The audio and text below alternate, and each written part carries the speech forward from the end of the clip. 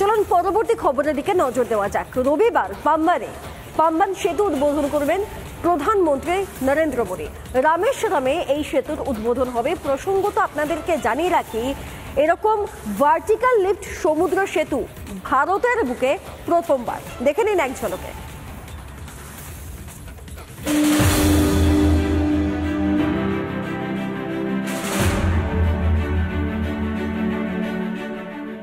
রামনবমীতে রামেশ্বরমে প্রধানমন্ত্রী নরেন্দ্র মোদী। রবিবার তার হাতেই উদ্বোধন হবে নতুন করে তৈরি এই পাম্বান রেল সেতুর। 2.1 কিলোমিটার দীর্ঘ নতুন সেতুটি তৈরি করেছে কেন্দ্র। সেতু নির্মাণে খরচ হয়েছে প্রায় 531 কোটি টাকা। নতুন সেতুর পরিকল্পনা নেওয়া হয় 2019 সালে। নির্মাণ কাজ শেষ হয় গত বছরের নভেম্বরে। সেতুর 72 মিটার অংশ ভার্টিক্যাল লিফট বা উলম্বভাবে উত্তোলন করা সম্ভব। এর জেরে মাত্র 5.5 মিনিটে জাহাজ চলাচলের রাস্তা হয়ে যাবে। এমন প্রযুক্তিতে তৈরি সমুদ্র সেতু ভারতে প্রথম। নতুন সেতু ঝড় জলোচ্ছ্বাস সইতে পারায় উপযোগী। দেশের মূল ভূখণ্ডের সঙ্গে রামেশ্বরম বা পাম্বান দ্বীপকে জুড়তে একমাত্র রেলপথ। 100-এরও বেশি বছর ধরে যোগাযোগ রক্ষা করছিল পাম্বান রেল সেতু।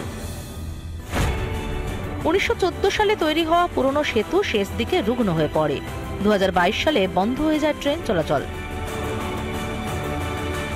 পুরনো সেতু বন্ধ হওয়ার পর সিদ্ধান্ত নেওয়া হয় নতুন রেল ব্রিজ তৈরির। এবার রামনবমীতে মোদির হাতে উদ্বোধন। এরপরই নতুন প্রযুক্তিতে তৈরি সেতুতে ছুটবে ট্রেন, যা পর্যটনের জন্য বিখ্যাত রামেশ্বরমের অর্থনৈতিক উন্নয়নের গুরুত্বপূর্ণ স্তম্ভ হয়ে উঠবে। রিপাবলিক বাংলা।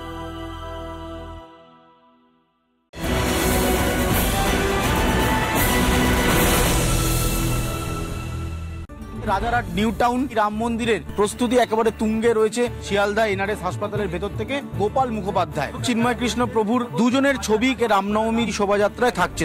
আমরা বাবাকে সিঁদুর লাগাবো, গায়ে নতুন বস্ত্র পরাবো, ফুলে সিঙ্গার হবে, আর যা ভোগ লাগবে।